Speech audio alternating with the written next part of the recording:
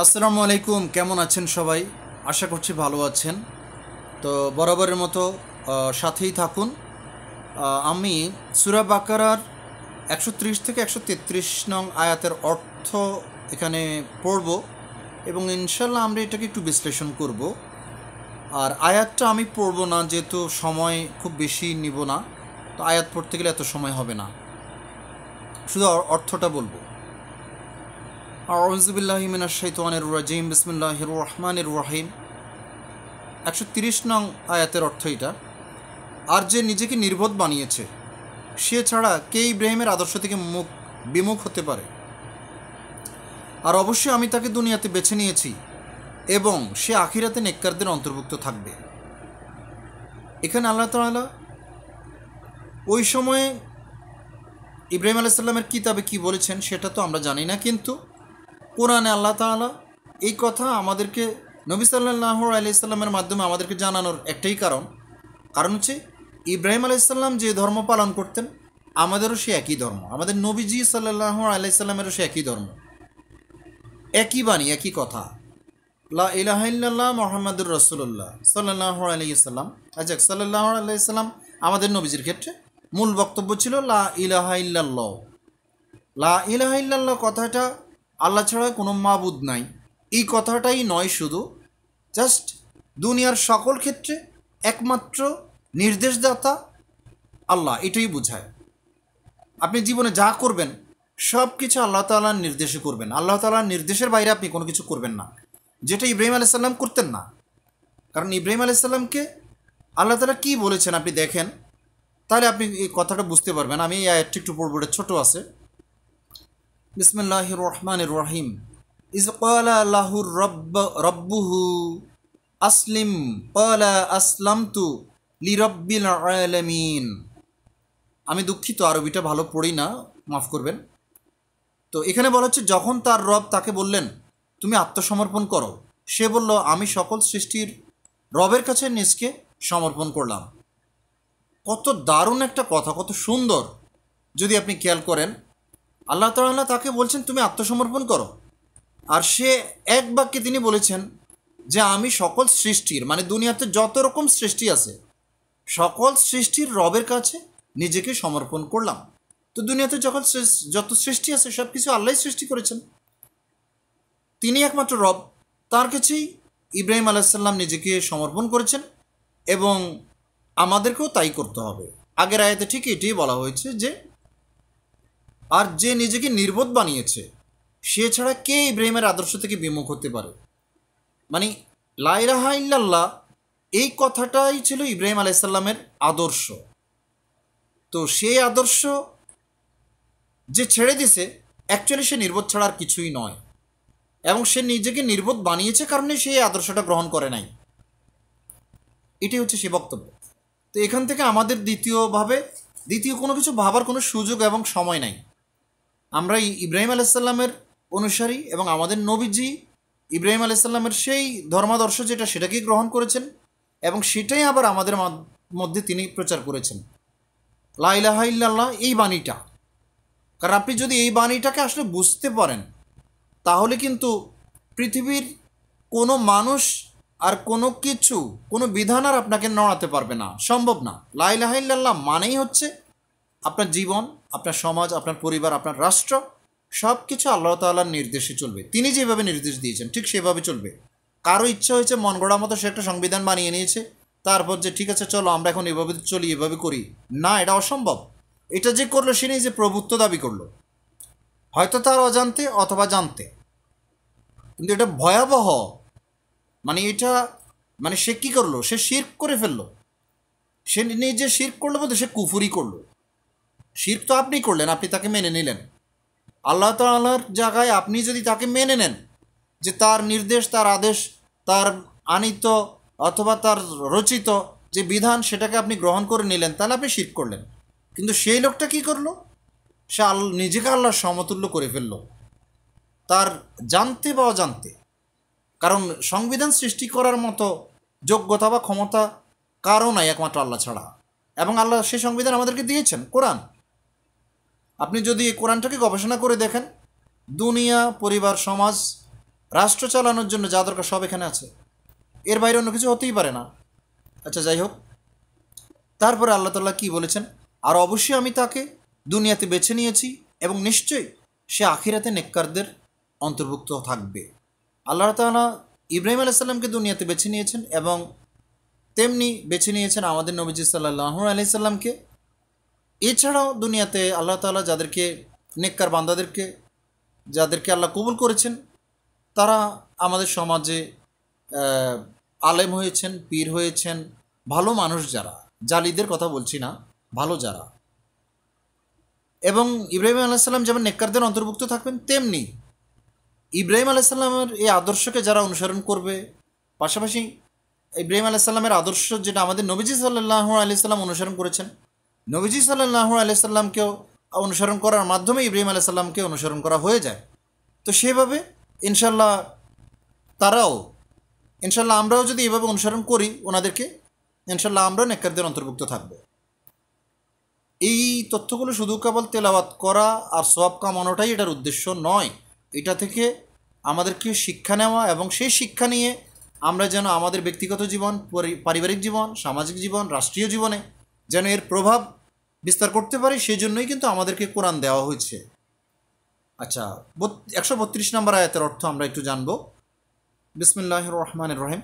আর এরই উপদেশ দিয়েছে ইব্রাহিম তার সন্তানদেরকে এবং ইয়াকুবও যে, হে আমার সন্তানেরা, নিশ্চয়ই আল্লাহ তোমাদের জন্য এই দিনকে চয়ন করেছেন, সুতরাং তোমরা মুসলিম হওয়া ছাড়া মৃত্যুবরণ করিও না।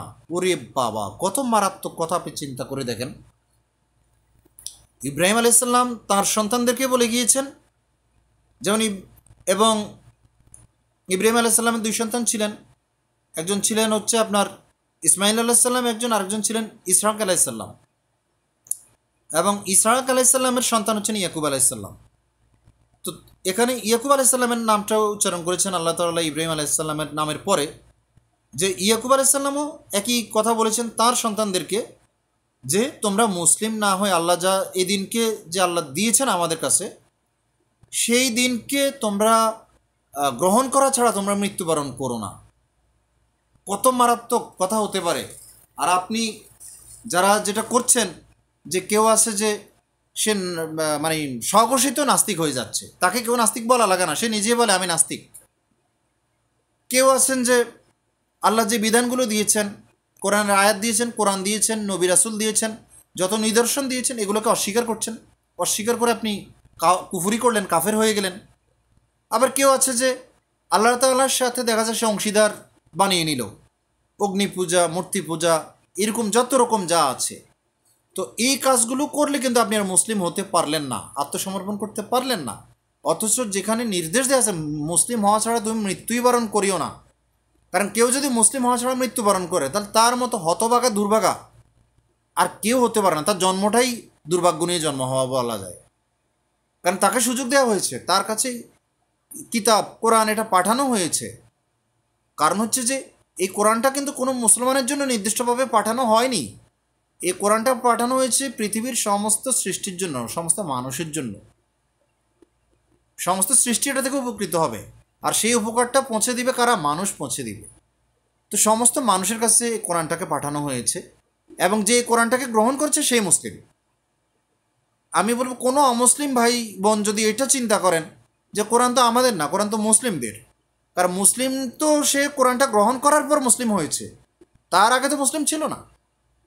যদিও জন্মগতভাবে প্রত্যেকটা শিশুই মুসলিম, কিন্তু শিশু থেকে বড় হওয়ার পর সে তার স্বাধীন ইচ্ছা চলে আসে তার মধ্যে, এবং দেখা যায় সে এবার যে পরিবারে সে জন্মগ্রহণ করেছে সেটা বিধর্মী যে কোনো পরিবারে জন্মগ্রহণ করে থাকে বা অমুসলিম পরিবারে জন্মগ্রহণ করে থাকে, তখন দেখা যায় সে তার বাবা মাকে বা তার সমাজের সেই রীতিনীতি কালচার সেগুলোকে সে অনুসরণ করে। কিন্তু তার কাছে তো কোরআনের বার্তা পৌঁছে যায়, ওয়াজ মাহফিলের মাধ্যমে পৌঁছায়, তারপরে কোরআনের মাধ্যমে পৌঁছাচ্ছে, সরাসরি কোরআন পড়ে সে জানতে পারবে। এবং বর্তমান যে সময়, মানে কেউ যদি এই অজুহাত দেয় আমি তো জানতাম না, এই সুযোগই নেই, কারণ কোরআনটা এখন একদম প্রত্যেকের হাতে হাতে পৌঁছে দেওয়া হয়েছে, ফেসবুকের মাধ্যমে, মোবাইলের মাধ্যমে, ইউটিউবের মাধ্যমে। কারণ এই মোবাইলটা কিন্তু যদিও কেউ একজন এটা আবিষ্কার করেছে, কিন্তু তার মাধ্যমে আল্লাহ তাআলা এই মোবাইলটা আপনারা আমাদের সবার কাছে পৌঁছে দিয়েছেন, যে আপনি এমনিতে কোরআন পড়ছেন না, পড়বেন না, আপনার হাতে একদম চোখের সামনে কোরআনটাকে নিয়ে আসা হয়েছে যে আপনি এটা থেকে পড়েন, জানেন, বুঝেন, দেখেন। আপনি তো ইউটিউবে গান দেখছেন, নাটক দেখছেন, খেলাধুলা দেখছেন, সবই দেখছেন, কিন্তু আপনি কোরআন দেখছেন না, কারণ এটার প্রতি আপনার গুরুত্ব নাই। অথচ এই কোরআনের ব্যাপারে আপনাকে বলা হচ্ছে যে আপনি মুসলিম না হয়ে মৃত্যুবরণ করবেন না। এখন আপনি যদি মনে করে থাকেন, যদি আমার বাবা তো মুসলিম, দাদা মুসলিম ছিল, নিশ্চয়ই ওই ঘরে আমি জন্ম নিয়েছি, আমিও মুসলিম, অথচ আপনি কোরআনকে অনুসরণ করে চলছেন না।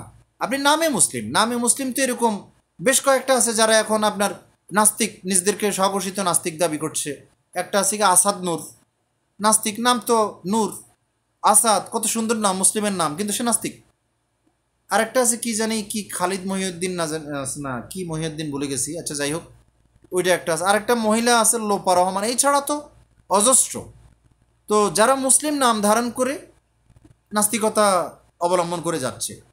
তো এখন আপনি মনে করছেন যে আমি তো মুসলিমের ঘরে জন্ম নিয়েছি, আমার নাম তো আব্দুল করিম, আব্দুল রহিম বা সেই জাতীয় কিছু, নিশ্চয়ই আমিও মুসলিম, নামাজ তো পড়ি, রোজা তো রাখি, তারপরে আপনার মিলাদ পড়ি, মাহফিলে যাই, সবই করি, কিন্তু লা ইলাহা ইল্লাল্লাহ বলি। কিন্তু সব থেকে বড় সমস্যা কোথায় ভাই? সব থেকে বড় সমস্যা হচ্ছে আপনি তো আল্লাহর মনোনীত এই দিনকে দুনিয়াতে প্রতিষ্ঠিত করার ব্যাপারে কোনো কাজ করছেন না। আল্লাহ তাআলা তো এই কোরআনটা দিয়েছেন, এই কোরআন দিয়ে আপনি আপনার ব্যক্তিগত জীবন, পারিবারিক জীবন, সামাজিক জীবন, রাষ্ট্রীয় জীবন আপনি পরিচালনা করবেন। তা আপনি তো সেই জায়গাতে কোরআনকে গ্রহণ করেন নাই, আপনি কোরআনকে সেখানে শত্রু মনে করছেন, হুমকি মনে করছেন। আপনি তো কোরআনকে প্রতিষ্ঠিত করার কাজ করছেনই না, বরং যারা কোরআনকে প্রতিষ্ঠিত করার জন্য কাজ করে যাচ্ছে, দিন রাত খেয়ে না খেয়ে, মার খেয়ে, কষ্ট পেয়ে, অত্যাচারিত হয়ে, কতজন হত্যা হয়ে, আপনি তাদেরকে বাধা দিচ্ছেন, তাদের পথকে ক্ষতিগ্রস্ত করছেন। কিন্তু তাদেরকে তো ক্ষতিগ্রস্ত করছেন না, মূলত ক্ষতিগ্রস্ত আপনি নিজেকেই করছেন। কারণ কোরআনকে বাধা দেওয়া, কোরআনের কাজকে বাধা দেওয়া মানে আল্লাহর বিরুদ্ধে সরাসরি দাঁড়িয়ে গেছেন আপনি। তা আপনার মতো জালেম আর কে হতে পারে? আপনি চিন্তা করেন, যদি আপনি এই ধরনের কাজ করে থাকেন, হয়ে থাকেন। তা আল্লাহ আপনাকে, আমাকে, আমাদের সবাইকে হেফাজত করুক এই ধরনের কাজ থেকে।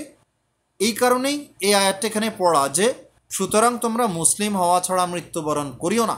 কারণ এই লোক যদি মুসলিম হওয়া ছাড়া মৃত্যুবরণ করে, এর মতো হতভাগা দুর্ভাগা পৃথিবীতে আর কেউ হতে পারে না। এর থেকে কুকুর বিড়ালের জীবন ভালো, কারণ কুকুর বিড়াল মারা যাওয়ার পর তার কোনো হিসাব নাই। সর্বোচ্চ এতটুকু, কুকুর বিড়াল বা সমস্ত প্রাণী যারা আছে, যে একজন একজনকে গুঁতা দিয়েছে, কামড় দিয়েছে, যে অত্যাচারিত হয়েছে তাকেও বলবে তুমি একটা গুঁতা দিয়ে দাও, তুমি একটা কামড় দিয়ে দাও, ওই পর্যন্ত তাদের বিচার শেষ, এরপরে তারা মাটি হয়ে যাবে, আর কিচ্ছু থাকবে না। কিন্তু আপনি আমি মানুষ, মানুষের চেহারা যেহেতু আছে, মানুষের আকৃতি আছে, এবার আপনি নিজেকে নাস্তিক দাবি করেন, কাফের দাবি করেন, মুশরিক দাবি করেন, সেটা করতেই পারেন, বা সেই অনুযায়ী জীবনযাপন করতেই পারেন, কিন্তু আপনাকে তো এর মুখোমুখি হতেই হবে। যদি আপনি কোরআন গ্রহণ না করেন, কোরআনী জীবন গ্রহণ না করেন, আপনি আপনার ইচ্ছা মতো যা খুশি একটা জীবনযাপন করে নিলেন, মুসলিম না হয়ে মৃত্যুবরণ করলেন, তাহলে আপনার জীবন হবে দুর্বিষহ। কারণ আপনি তো মরেন নাই, আপনার দেহ থেকে আত্মাটা বেরিয়ে গেছে, শুধুমাত্র আপনার দেহটা অচল হয়ে গেছে, কিন্তু আত্মা তো মরে যায় নাই। আপনার এই আত্মাটাকে পরকালে আজাবের পর আজাবের পর আজাব শুধু দিতেই থাকবে অনন্তকাল পর্যন্ত। আপনি সেখানে না বাঁচবেন না মরবেন, শাস্তি আর অত্যাচারিত হতেই থাকবেন আপনি। তা আপনাকে মুসলিম হতেই হবে ভাই, মুসলিম হতেই হবে নিজেকে বাঁচানোর জন্য। আপনি তো দুনিয়াতে মাত্র কয়েক বছর, এটাই তো যদি শেষ জীবন হয়ে যেত, তাহলে কোরআন আমাদের কাছে পাঠানো হইতো না, দরকারই ছিল না। আপনি এখানে 50-60 বছর, 70-80 বছর, 100 বছর আনন্দ ফুর্তি করবেন, একসময় মারা যাবেন, ব্যাস শেষ। যদি বিষয়টা এতটুকুতেই সীমাবদ্ধ থাকতো, তাহলে কিন্তু আল্লাহ তাআলা যুগে যুগে এত নবী, এত রাসূল দিয়ে আমাদের কাছে এবং এর আগে যারা ছিলেন তাদের কাছে এত এত আসমানি কিতাব আল্লাহ তাআলা পাঠাইতেন না, দরকার ছিল না। শুধু কেবল একটা কারণে পাঠাইছেন, আপনাকে আমাকে আল্লাহ তাআলা রক্ষা করতে চান, বাঁচাতে চান, হেদায়েত দিতে চান, এবং আপনাকে আমাকে জান্নাতের চিরস্থায়ী সৌন্দর্যের যে জীবন, সেই জীবনটা আল্লাহ তাআলা আপনাকে আমাকে দিতে চান। এবং আপনি আমি যেন ভুল না করে, অন্যায় না করে, পাপাচার না করে, এবং আল্লাহ তাআলা যেভাবে চান, যেহেতু তিনিই তো চাইবেন, তিনি আপনাকে আমাকে সৃষ্টি করেছেন, তিনি চাইবেন না কে চাইবেন? তিনিই তো চাইবেন যে আপনি আমি তার নির্দেশ অনুযায়ী জীবনযাপন করি, তার নির্দেশ অনুযায়ী চলি। কোনো রাষ্ট্রপ্রধান তো এটা চাইতে পারেন না, কারণ রাষ্ট্রপ্রধান তো খোদা না। রাষ্ট্রপ্রধান এই কোরআনটাকে অনুসরণ করে উনি রাষ্ট্রকে এবং রাষ্ট্রের নাগরিককে পরিচালনা করবেন, এটা রাষ্ট্রের নায়কের দায়িত্ব। কিন্তু রাষ্ট্রনায়ক নিজে নিজের ইচ্ছামতো আইন এবং বিধান বানিয়ে মানুষকে পরিচালনা করবেন, এই ক্ষমতা রাষ্ট্রনায়ককে দেয়া হয় নাই। তিনি যেটা করেছেন সেটা তিনি কুফুরি করেছেন, 100% কুফুরি। আল্লাহ তাআলা যে বিধান দিয়েছেন সেই বিধান ব্যতীত অন্য কোনো বিধান যে রচনা করবে, সেটাকে মানুষের উপর, সমাজে, রাষ্ট্রে পরিচালনা করবে এবং যারা ওই বিধানকে অনুসরণ করবে, সেই অনুযায়ী জীবনযাপন করবে, সমর্থন করবে, উভয়ই কুফরি করলো। এবং এরা তওবা করে ঈমান না এনে, ইসলামের পক্ষে কথা না বলে, কাজ না করে যদি মারা যায়, অবশ্যই অমুসলিম হয়ে মারা যাবে এরা। আচ্ছা, 33 নম্বর আয়াতের অর্থটা পড়বো ইনশাল্লাহ, তারপর আমরা শেষ করব। বিসমিল্লাহির রহমানির রহিম। নাকি তোমরা সাক্ষী ছিলে যখন ইয়াকুবের নিকট মৃত্যু উপস্থিত হয়েছিল, যখন সে তার সন্তানদেরকে বলল, আমার পর তোমরা কার ইবাদত করবে? তারা বলল, আমরা ইবাদত করব আপনার ইলাহের, আপনার পিতৃপুরুষ ইব্রাহিম আলাইসাল্লাম, ইসমাইল আলাইসাল্লাম ও ইসাক আলাইসাল্লামের ইলাহের, যিনি এক ইলাহ, আর আমরা তারই অনুগত।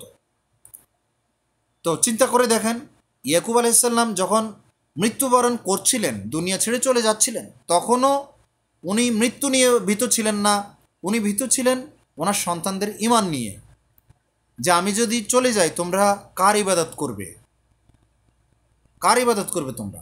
তখন তার সন্তানরা তার সাথে অঙ্গীকার করেছেন যে আমরা আপনার ইলাহের, আপনার পিতৃপুরুষ ইব্রাহিম আলাইসাল্লাম, ইসাক আলাইসাল্লাম, ইসমাইল আলাইসাল্লাম, তাদের যে ইলাহ, তার ইলাহ একই ইলাহ, যিনি, আমরা তারই অনুগত হব। এবং সেই ইলাহই আবার আমাদের নবীজি সাল্লাল্লাহু আলাইহি সাল্লামের ইলাহ, একজনই। তো সবার বার্তা তো একই ছিল। যুগে যুগে কিছু ক্ষেত্রে আল্লাহ তাআলা পরিপূর্ণতা এনেছেন, দিনকে দিন একটা পরিপূর্ণতা দিয়েছেন, এনেছেন ইসলামের মধ্যে। এক এক সময় এক একজনকে নির্দেশ দেওয়া হয়েছে, তুমি এভাবে করো, এভাবেই শেষ। আপনি যদি দুনিয়ার আমাদের দিকেও খেয়াল করে থাকেন, আল্লাহ তাআলা কি বলেছেন? যার সম্পদ কম তার হিসাব কম, যার সম্পদ বেশি তার হিসাব বেশি। যার যতটুকু সামর্থ্য আল্লাহ দিয়েছেন, ঠিক ততটুকু অনুযায়ী আল্লাহ তার হিসাব নেবেন। ততটুকুর মধ্যে যদি সে আল্লাহকে মেনে চলে, তাহলে সে সাকসেস। আর ওই সম্পদশালী, তার হিসাব অনেক বড়, অনেক দায়িত্ব বেশি, হিসাবও বেশি। আর যার সম্পদ কম, দায়িত্ব কম, হিসাবও কম। তো ইনশাল্লাহ আমাদেরকেও এই এক ইলাহের ইবাদত আমাদেরকে করতে হবে। এবং এক ইলাহ আমাদের রব আল্লাহ, তিনি আমাদেরকে যে বিধান দিয়েছেন, কোরআন দিয়েছেন, পর্যায়ক্রমে বিভিন্ন গ্রন্থ, কিতাব, একের পর এক যেতে যেতে যেতে অবশেষে যে কিতাবকে আল্লাহ তাআলা বলেছেন এটাই চূড়ান্ত, এরপরে আর কোনো কিতাব আসবে না, এবং আগে যা এসেছে সেগুলো রহিত হয়ে গেছে। তো এই কিতাবকে অনুসরণ করে যারা চলবে না, তারা অমুসলিম হয়ে মারা যাবে। আর অমুসলিম হয়ে মারা যাওয়া মানে আপনি নিজেকে ধ্বংস করে দিলেন। আপনি এবার মুসলমানের ঘরে জন্ম নিলেন না অমুসলিমের ঘরে জন্ম নিলেন, সেটা বড় বিষয় না। বড় বিষয় হলো আপনি কোরআনকে অনুসরণ করেছেন কিনা ঠিকভাবে। কোরআন তিলাওয়াতের কথা আমি বলছি না, কোরআন তিলাওয়াত তো অবশ্যই করবেন, কোরআন মুখস্থ করবেন, তিলাওয়াত করবেন, কোরআনকে মনে রাখার জন্য, ধারণ করে রাখার জন্য, এবং এটা তিলাওয়াত করে সওয়াব আদায় করার জন্য, কামাই করার জন্য। কিন্তু কোরআন আপনাকে আমাকে যে নির্দেশ দিয়েছেন এই 114টি সূরায়, এই নির্দেশনাগুলোকে আপনাকে আমাকে মেনে চলে জীবনযাপন করতে হবে। সমাজ, পরিবার, রাষ্ট্র, পৃথিবী সব কিছু কোরআন দিয়ে চালাতে হবে এবং এর পক্ষে কাজ করতে হবে, কথা বলতে হবে। এর বাইরে কোনো কথা বললে আপনার ঈমান থাকবে না।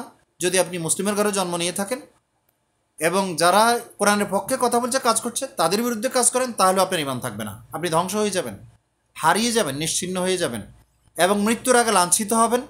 এবং মৃত্যুর সময় ফেরেশতা আপনার মুখে এবং পিঠে সজোরে আঘাত করবে, ঘুষি মারবে, আপনাকে অত্যাচার করতে করতে হত্যা করা হবে। শুধু কেবল আইসের ওটা নিয়ে যাবে না, অত্যাচার করতে করতে মারা হবে। আর মৃত্যুর পর তো চিরস্থায়ী শাস্তি আযাব রয়েছেই। তো যাই হোক, অমুসলিম এবং মুসলিম যারা আমার বক্তব্যগুলো শুনবেন, আল্লাহ তাআলা সবাইকে হেদায়েত দিক, সেই সাথে আমাকে আল্লাহ তাআলা কবুল করুন, আমাকে হেদায়েত দিন। এবং আমার বক্তব্যতে কেউ মন খারাপ করবেন না। আসলে বোঝানোর স্বার্থে বিভিন্নভাবে বলেছি। যদি কোনো ভুল হয়ে থাকে অবশ্যই ক্ষমা করবেন। আর যেহেতু আমি 4টা আয়াতকে এখানে অর্থ পড়েছি, 4টা আয়াতের, যেহেতু আয়াতগুলো অনেক বড়, যদি আমি সেগুলো সব পড়তে যেতাম হয়তো এই আলোচনাটা করতে গেলে ভিডিওটা বড় হয়ে যেত, যে কারণে শুধু অর্থটা পড়েছি। তো ইনশাল্লাহ সবাই ভালো থাকবেন, সুস্থ থাকবেন, ঈমান এবং আমলের সাথে থাকবেন, এবং আমার জন্য দোয়া করবেন আমি যেন ঈমান এবং আমলের সাথে চলতে পারি, এবং ঈমান এবং আমল নিয়ে যেন মৃত্যুবরণ করতে পারি। ইনশাল্লাহ আল্লাহ যেন কবুল করেন। আমিন। আসসালামু আলাইকুম।